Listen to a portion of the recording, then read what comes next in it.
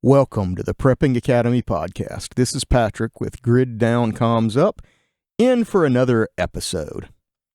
We're going to pick up part 2 of our top 10 items that you need to survive a natural disaster. Hey guys, I want to encourage you to stop by the Eastern Tennessee Homestead Alliance Festival. It's going to be held in Knoxville, Tennessee.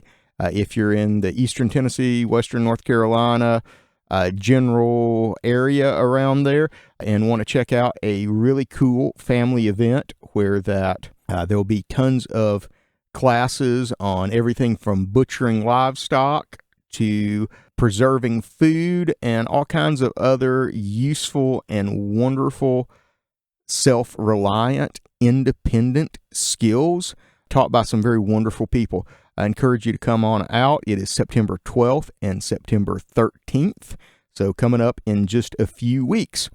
If you have been kind of on the fence about going or haven't bought your tickets yet, there is a great opportunity that they've presented to me. If you use the discount code GRID10, that is GRID,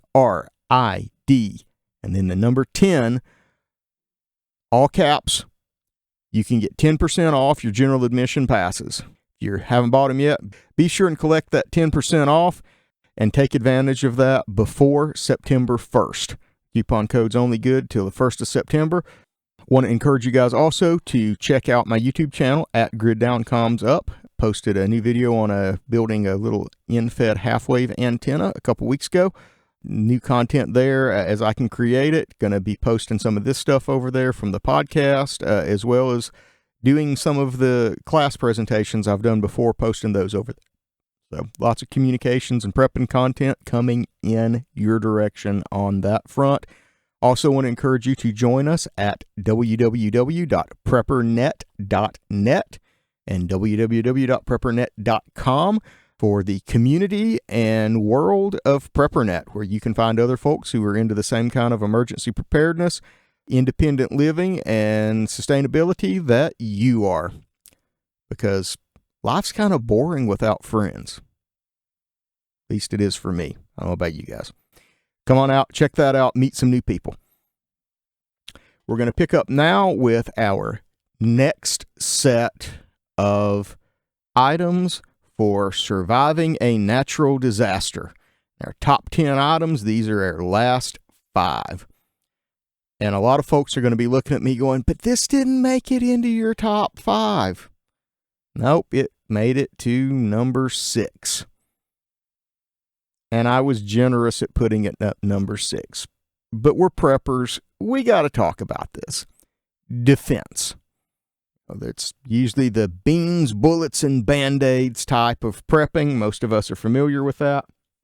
A lot of us probably got our start in gun prepping. A lot of folks come into the world that way, and it's okay. But defense. In a natural disaster, I hate to say it, it's just part of being in a fallen world, guys. There's bad people out there. There's people that get desperate. There's people that want to take advantage of you, that want to take advantage of your family, want to take advantage of your community. And when something happens and you got no communications, there is no one coming to rescue you, you need to have a plan on what you're going to do. Because looters in wildfires, hurricanes, tornadoes, they're unfortunately a fact of life. And you never know just how desperate somebody might be. So you need to have a plan. You need to have something for defense. I'm not going to delve too far into this topic. There's a lot of other folks that spend a lot of time talking about this. I will say kind of a couple of things, related to this just from personal experience, as far as not necessarily in defense, but in carrying a firearm, and specifically carrying a firearm while doing disaster cleanup and that kind of thing. A lot of folks carry in a holster that doesn't provide retention while they are going about their day-to-day life. Well, when you're running heavy equipment, when you're cleaning up debris, when you're climbing through down trees and you're doing all that stuff, your pocket knife and its clip If you carry a pocket knife in your front pocket, it's going to get yanked out of your pocket and lost. And the same can be said for your pistol that's in a no retention holster. So have some way to make sure that your gear stays with you, because you're going to be doing a lot of hard work, not just going out for coffee and doing the walk around Walmart. You're going to be doing big stuff, and seats and heavy equipment have a tendency to catch on stuff, tree limbs, tree branches, all that stuff. So make sure you got a way to keep your defensive tools with you, and them not end up in the mud somewhere, and you having to go out and spend hours and hours and hours trying to find out where that they went. I'll kind of throw that in there as a little aside to the normal defensive discussion. It's something also to be aware of is just being aware of your surroundings during a disaster. Be aware of things and people and other things that are out of place. Unfortunately, there's a lot of folks, a lot of things out there that are not great. People that traffic people that do all kinds of things. They look for those opportunities during a disaster, because chaos and disruption opens the door to a lot of bad stuff. So be mindful of your communities, be mindful of what's around, be mindful of your kids and other little ones around you. Disasters are dangerous places, not just from the people, but also from the hazards and all that kind of stuff. So have a defensive plan, and understand that it's got to be a real world workable defensive plan, because there's still rule of law. There's still people around. You got to be a little cognizant of that. Next, kind of an obvious one that probably, it's hard. Everything needs to be at the top. Everything's vying for the top of a list like this, but fuel. You got to have fuel. The fuel makes the world go round. You need to have enough fuel to get you by for a few weeks, potentially, if you can. I realize that's not an option for everybody. Everybody doesn't have a way to store enough fuel for a few weeks safely. You got to keep those things in mind. And when I say fuel, I'm not just talking about gasoline. I'm also talking about diesel fuel and propane and any other fuels that you need in order to do the things that you need to do. If you got heavy equipment to run, if you've got, keep your vehicle running, keep your generators running, cook, all those sorts of things, you got to have some fuel. And storing fuel is important because a lot of times, the power's out, especially in a bigger disaster. When the power goes out, you can't get gas from gas stations. You're not going to be able to pay for it either, because the credit card systems aren't going to be working unless you got cash. And I got to tell you, one of the most nerve-wracking experiences of my life was having to go in a gas station. Not even during a disaster. It was just after a really bad thunderstorm that knocked a bunch of trees down and put the power out in a big section of town and that kind of thing. The gas station had power, but they didn't have internet. And I need gas. And, I'm kind of something I've got to deal with. So I stopped to get gas. And then I find out they don't have internet. And I go in the store because, hey, I'm prepared. I got cash, right? I'm just going to go in and, have them put $40 on pump whatever, and I'm going to get my gas and I'm going to go on. I walk in and walk up to there's all kinds of people standing around first. And I'm looking around like, yeah, everybody's standing here because they can't use the pay at the pump function. And I don't really know why they're still here, but they're just kind of hanging around. And at that moment, when I whip the wallet out and toss $40 on the counter for the clerk to turn the pump on, I realized that everyone was looking at me because I just bought gas and they couldn't. And at that point, I realized, if this was a worse situation, I might be in a bad spot right now. So avoiding having to go buy fuel during a disaster, definitely a win, especially early on. I got a report over HF radio during Hurricane Helene from a trusted associate of mine that there had been an actual shooting at a gas station. I think there was actually more than one shooting at a gas station, but there was a shooting at a gas station in his area over fuel.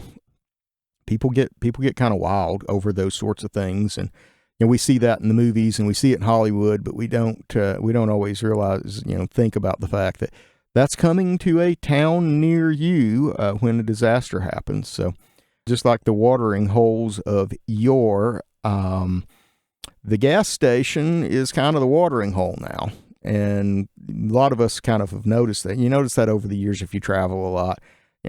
All this shady stuff goes on at gas stations. It's like the watering hole for the gazelle in Africa, where the alligators, out there looking, going, "Hey, can I get this one?"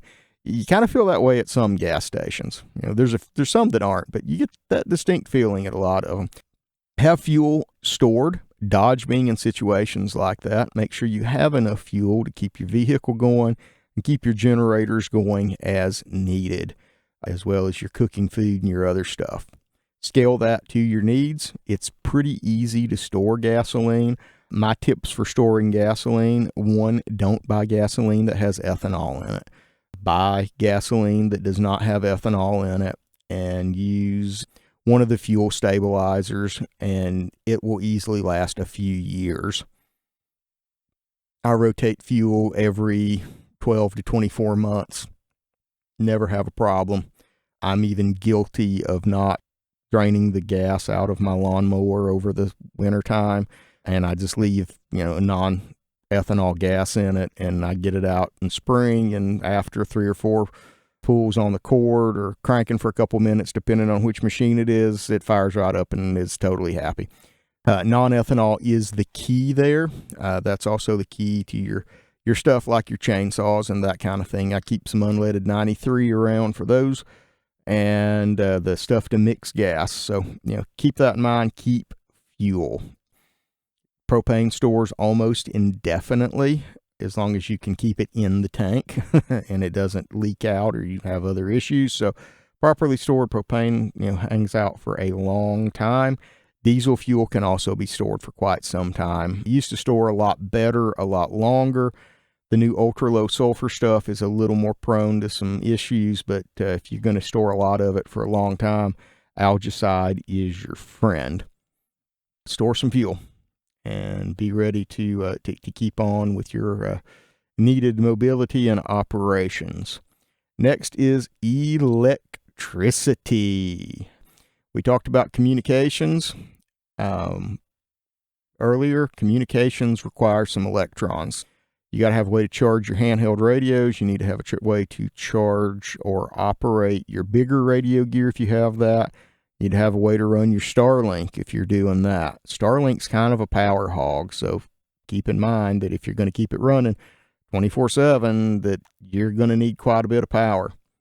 Maybe you want to keep your deep freezes running. That's an undertaking all of its own that is beyond the scope of this, but it gets involved. You want to try to run that. And running a generator all the time to run all of this stuff can be a very large waste of fuel for a lot of us. Generators excel at running very large loads and running them usually for short times or moderate length times. But if you are running very light loads, like you're lighting maybe your blender to make some, hurricane party margaritas, or whatever your favorite drink is for your hurricane party, get the rum out, coconut, whatever. Running a generator to do that, maybe not as efficient as one of the kind of new power stations that people are using. You can charge some of those very quickly off of a generator, and then you can use light loads on them as needed without having to sit there and waste fuel running a generator continuously. So you think about that. You can stretch your fuel a long way doing that. Having some power to run some lights, run some fans when it's hot out, and keep yourself in the know. Charge batteries for your flashlights and your night vision gear, whatever it is. Think about all the things you need to power, all the things you need to run, and how much electricity you need and how you're going to accomplish that.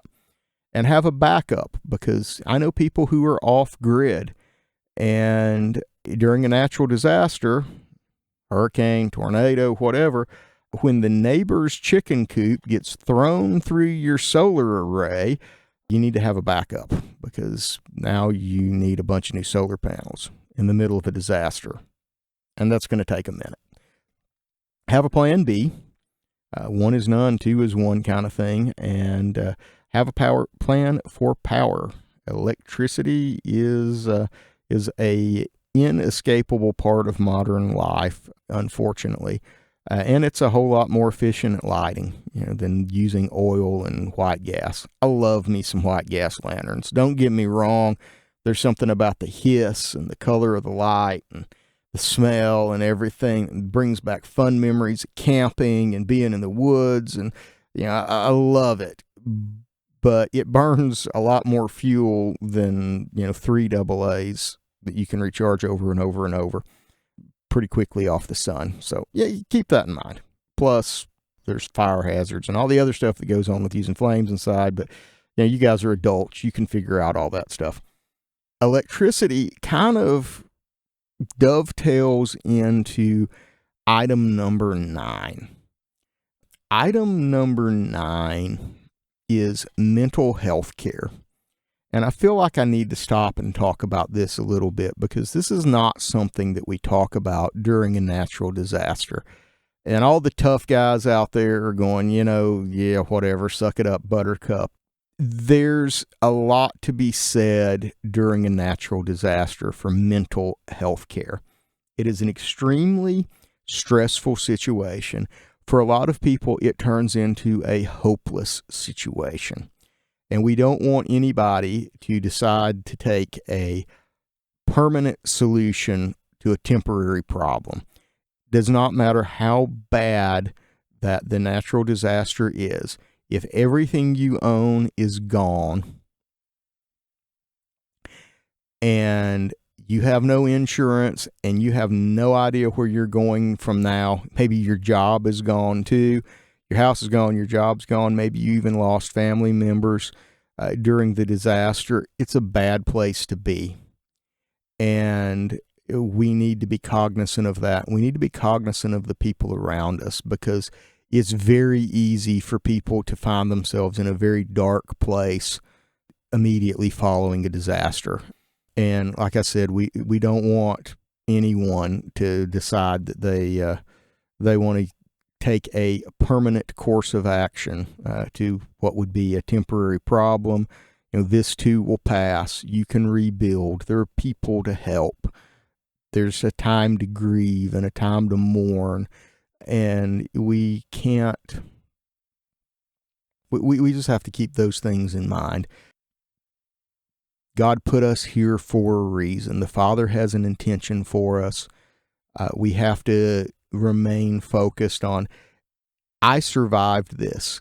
He gave me another day. That means he's not done with me yet, and I've still got something to do, and I still have a purpose, and I need to fulfill that purpose. So we have to pay attention to that, but we also have to take active roles in our own life and our own situation to make sure that we stay mentally healthy and our family stays mentally healthy. And some of that is the preparedness stuff we've listed before.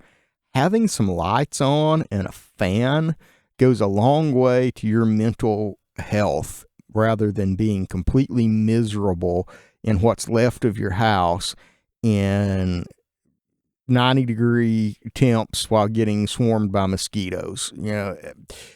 Having just the smallest of creature comforts and the ability to put some tarps over your roof, the ability to just do a few things to help with your mental health care it's such a huge thing. And this comes with food too. The whole rice and beans thing, we talked about earlier in the other episode. Rice and beans is great, but having some quick to make tasty stuff that tastes good, and having spices and herbs and stuff too to make your food taste good, Again, it goes a long way. That hot cup of coffee on a cold morning when you're exhausted and you're hurting everywhere from working harder than you've ever worked, the ability to just, have just the smallest thing, it goes a huge long way to your mental condition. That little USB fan that you charge off the little solar panel you've got outside during the day that can blow on your, on you at night while you're trying to sleep, just to make it feel a little bit less miserable and provide just a little bit of noise to bring back a little bit of normalcy to your brain, is just another step toward mental care. Stop, rest, engage with people, be with your tribe, be with your folks, look out for other people too. Notice when other people are having issues, and do what you can. And sometimes that's just stop, acknowledge that they've got issues, offer a minute or two of escape or a minute or two of normalcy, and what you can. We don't talk about this. We don't talk about the stress. We don't talk about the after effects of having watched everything around you get destroyed that keeps you from sleeping for weeks. And, just be aware of your own mental status. Do a mental checkup, mental health checkup on yourself once in a while. Hey, am I doing okay today? Is everything, all right with me? And also don't be afraid to do that with your friends and family too. Hey, are you like really okay? You need to talk. Be cognizant of that and learn how to deal with those things. And I've talked about mental health here enough. I could probably talk a little more about that, but it's something that we leave out in the prepping world, and it's an important topic, especially if you've got kids. This kind of stuff can be kind of hard on kids. They're really resilient, and they snap through a lot of stuff in ways that are truly stunning and amazing. But it's also, they have a lot of fear and they have a lot of stuff from this when they see it. So be cognizant of your kids' well-being while you're out trying to clean up and build them a new world. Next on our list of items, building materials. Number 10, building materials, because stuff gets broken. Plywood. If you live in hurricane country, maybe you want plywood already pre-cut, stacked in your garage, ready to put over your windows when the hurricane's coming. Tarps, because pieces of roof get blown off and trees fall through roofs. Having some building materials to make some field expedient repairs during a disaster, to keep the weather out, to preserve your property as best as you can, so that you don't have to make other repairs later because of issues there, are important things, as well as having the tools to do all that stuff, obviously, but having the materials on hand, because when everybody's got their roof blown off and you go to Harbor Freight or Home Depot to try to buy some tarps, you're going to find out that all the tarps are sold out. Have some of that now while it's plentiful and cheap, rather than joining the masses to try to go get stuff. And this isn't really building materials, but I'm going to toss this out here too, because a lot of people who do disaster relief are aware of this. People who don't may or may not be. Rubbermaid totes. Rubbermaid totes are often in demand after a natural disaster because it's a place for people to put what little bit of their belongings that they can find after their house gets smashed by a tornado into something that they can keep it together and keep it dry, and try to salvage those family pictures and those memories and what they can. So having some extra Rubbermaid totes, maybe stuffed away with your preps. I mean, they can even have stuff in them, or you stack 4 or 5 on top and then fill the last one up with stuff or whatever. But having some stuff that if you do have, maybe a room has a tree fall through it or that kind of thing, where you can go grab the stuff, throw it in, or maybe your basement floods and you need a place to toss the stuff you're trying to save into a Rubbermaid tub to protect it, and you can go stack it elsewhere and deal with it, but having those sorts of things can be beneficial to helping you get through an unforeseen disaster, but also maybe help a neighbor out that needs some help too. So building materials, Rubbermaid tubs, tarps, plywood, nails and screws, all that kind of stuff that you need to make repairs to a structure that's damaged by wind, rain, hail, flying debris, etc. To keep your structure livable and healthy. Because living in a place that's starting to mold and starting to have other stuff, it's no good. It's no good for you. It's no good for your family, and it will ultimately end up causing you a lot of problems, even if it's not immediately. It will. You got to take care of yourself. You got to take care of your health. You got to take care of your structure. So, having some materials and stuff stashed in the back of the garage or that kind of thing can be a huge deal during a natural disaster.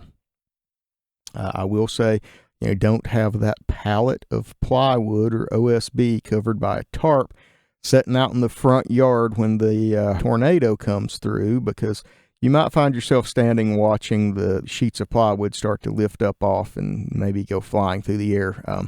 Probably not the best place to be. Have some materials, have some stuff to fix some stuff. And I'm going to toss in here, I know I said I was only going to do top 10, but I've got an 11th one that I want to throw in here. And this is not an 11th one for everybody. But if you're a homesteader, you live in the country, if you, have a lot of land, something to really, kind of keep in mind that is not just to you, but to the people around you, a massive asset during the cleanup phase of a natural disaster is heavy equipment. If you're lucky enough to own an excavator, or you own a good-sized farm tractor or a skid steer or any kind of machinery like that, it is an invaluable tool to cleaning up vegetative debris, to fixing roads that got damaged, flooding and those sorts of things, to clearing trees off the road and doing so many things in a much safer way than sometimes you can do them by yourself. If you've got equipment, then take care of it. Have some of the stuff that you need to make some repairs to your equipment on hand so you can keep it in the action. But heavy equipment is a huge natural disaster survival item. And like I said, if you live in a suburban lot and you're a suburban homesteader, then you probably don't have any need for a 20,000-pound excavator. And it's probably not in the budget, and it's probably not a good use of resources. But if you're developing your 50 acres or 40 acres out in the country and turning it into a homestead, and you have an excavator, make sure that it's in working order to deal with a disaster if one comes along, because you never know, you might be the one that ends up cleaning off the 2 miles of road to your neighbor's house so he can get out and help other folks or do what he needs to do. So part of being in the community, everybody pulling together, doing that kind of stuff, having equipment, having the stuff to keep your equipment going is another huge benefit. In review, we're going to take a look back at our top 10 natural disaster preps. Starting with our previous episodes, number 1 item is potable water, because we've all got to drink, clean, and do all those things that water does. Food, because you're going to get hungry while you're working, and you got to keep your strength, and you got to keep your health going, and you got to have food. Communications. You got to have information from outside. Your decision-making loop is greatly impacted by the information that you have, and you need a way to get information, and communications in the modern electronic form is the way that we're going to do it today, because I don't believe they're bringing the Pony Express back anytime soon. Although they got close in western North Carolina using mule trains to deliver supplies. But I don't think the Pony Express is coming back to deliver you a letter or a newspaper anytime soon. Medical, because you are your own first responder. I'm stealing that from somebody. I can't remember who it is, but there's somebody that uses that tagline, and it's very true. There's not going to be anybody closer to the medical incident that occurs involving you than you are. So be prepared to kind of deal with it yourself and deal with it for your family. You want to be there for your family. The chainsaw, kind of self-explanatory. Trees, vegetation, blocking roads, all that good stuff. So much debris, so much stuff to clean up. You got to have a saw, and a good saw. We'll do a whole episode on chainsaws one day. Defense. There's bad people out there. We all know it. We live in a fallen world. People prey on people who are in a less defensible position. And being without power and communications and the ability to dial 911 is a pretty low defense location for a lot of folks. Have a plan. Fuel. You can't do much anymore without some kind of fuel. You got to have fuel to cook. You probably need fuel to operate your vehicle, your chainsaw, your generator. Everything's got to have fuel, and fuel shortages are extremely common during natural disasters. Everybody knows it's coming. I won't say nobody. Lots of folks prepare for it, but don't be the one that goes, you know what? It'll be fine. I know I've not restocked my fuel and I've only got 5 gallons left for the lawnmower, but nothing's going to happen in this storm.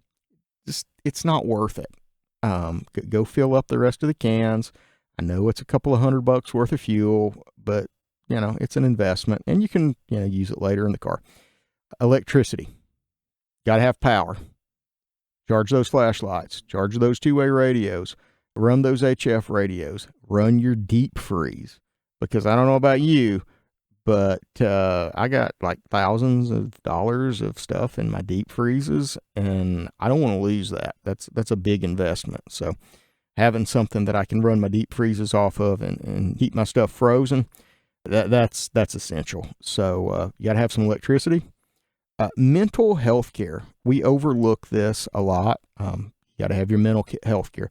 Make sure you're all right, and make sure the others around you are all right. Building materials. It's a disaster. Stuff gets broken and smashed and washed away. So having some extra stuff to at least kind of fix the problem until you can get everything you need to fix it right, at least to keep the rain and the cold out.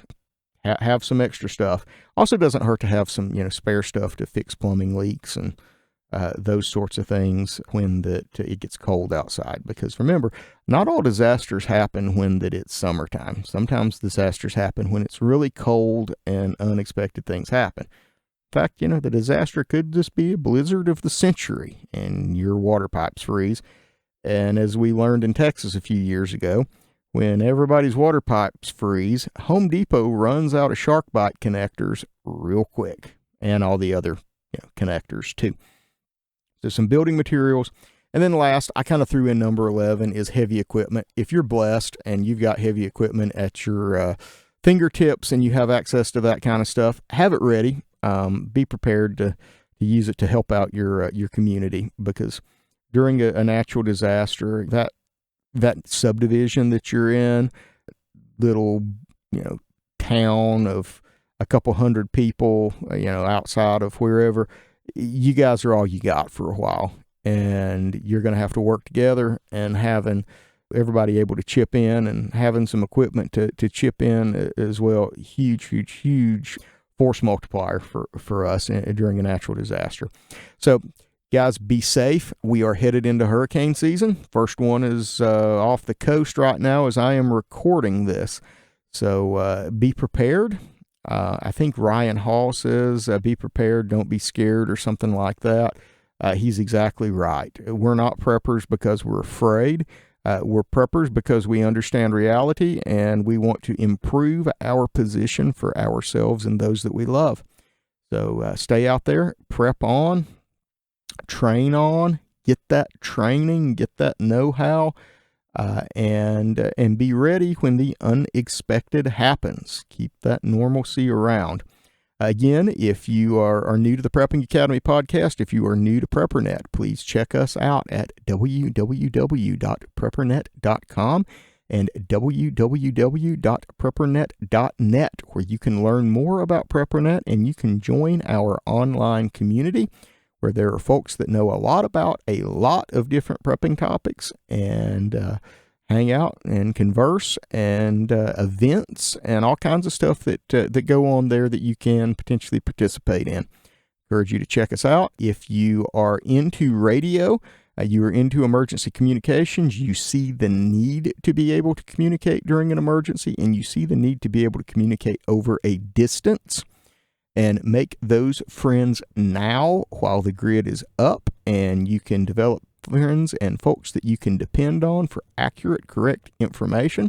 I encourage you to check out the PrepperNet Comms division. We have a net every Sunday night at 9 p.m. Eastern, 8 p.m. Central. We have folks from as far away as Colorado and Texas, all the way over to the East Coast that participate with us. We do a digital net where that we pass written information back and forth across the radio in a very accurate form. So if you're in a disaster and you need specific information easily relayed, we do a lot of that, and it is an excellent skill to have. So come on out, train and practice with us. Get that training in before you need it. Keep the bugs knocked out of your gear. That being said, I hope you guys have a wonderful week. I hope to see you at the Eastern Tennessee Homestead Alliance Festival. This is Patrick for Grid Down Comms Up on the Prepping Academy.